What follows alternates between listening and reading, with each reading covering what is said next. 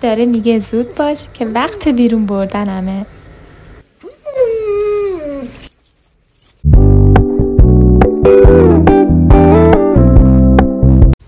سلام، خوشحالیم که با من و بویکا همراهیم. روزای تعطیل بیرون رفتن ما یکم فرق میکنه، یعنی چون فرصت داریم اگه کاری نداشته باشیم بیشتر میخوابیم، یکم دیرتر میریم بیرون. خب مثل همیشه اینجا یه جیش بزنم همه بدونن من اینجا زندگی میکنم. حالا خودمو بچسبونم به دیوار، مامانمو دق بدم. این درختو داشتم جا مینداختم، اینجا میجیش کنم. خب گربه هم که نبود زیر ماشین.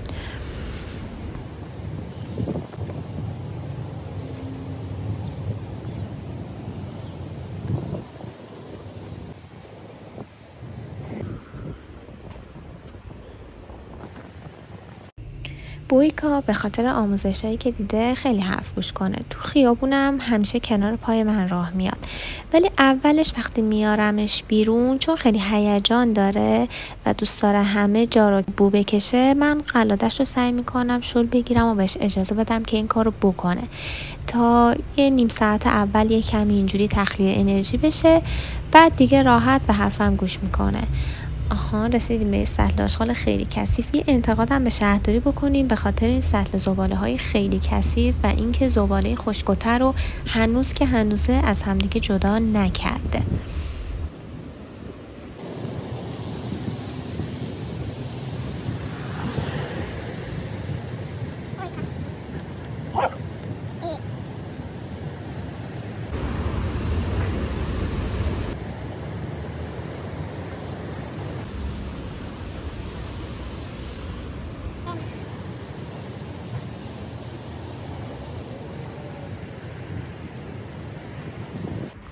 خب رسیدیم به پارک. بویکا این پارک رو خیلی دوست داره. من همیشه سعی میکنم بویکا رو بیارم جاهای خلوت که بتونم یکم آزادتر نگهش دارم تا راحت باشه.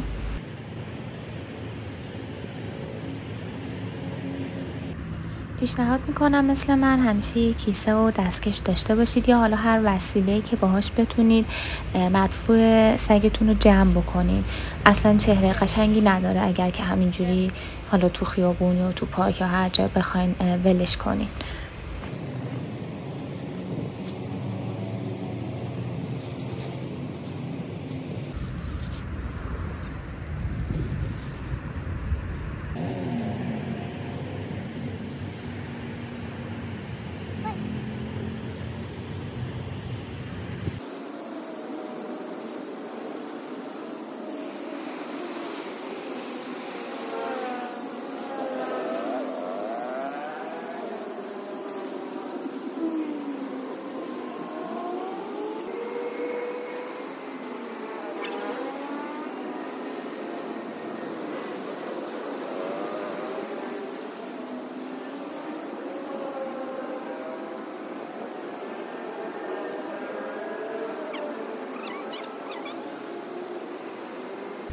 وقتی مطمئن بشم که دیگه پیپی نداره کیسه رو میندازمش سطل زباله.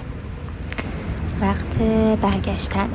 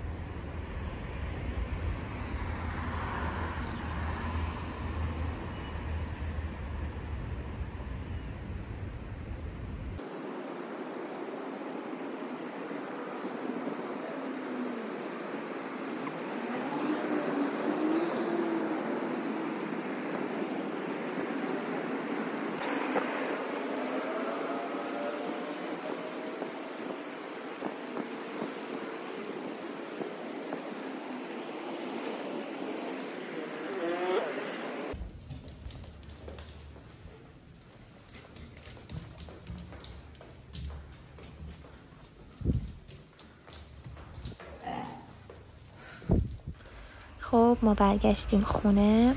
همینقدر مؤدب وای میسه پشت در منتظر میمونه تا در رو باز کنم براش.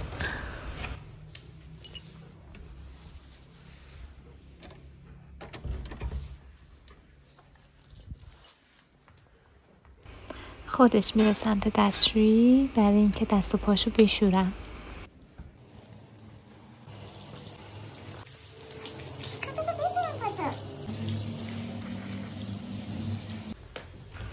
مرحله بعد خوش کردن دست و پاهاشه. اول قلادش رو باز میکنم، بعد دست و پاهاش رو خوش میکنم.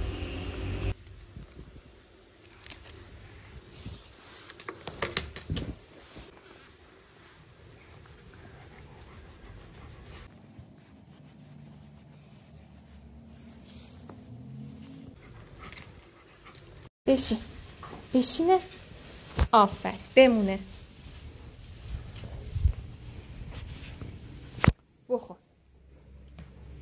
آفرین.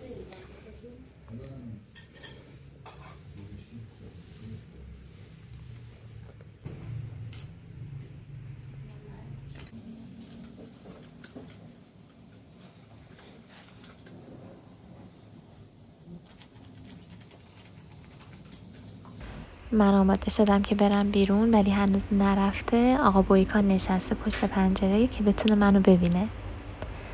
مرسی که ما رو تا آخر تماشا کردین. تا یه ویدیوی دیگه، خدافظ.